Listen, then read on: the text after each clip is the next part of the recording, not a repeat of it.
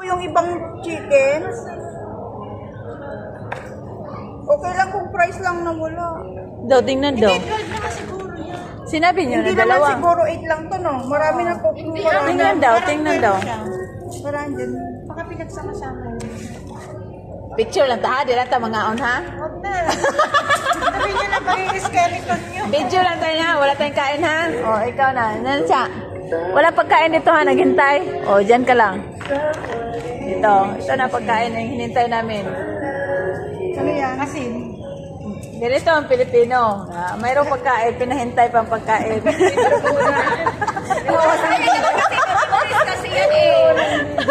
Oh, ganito ang style, ha?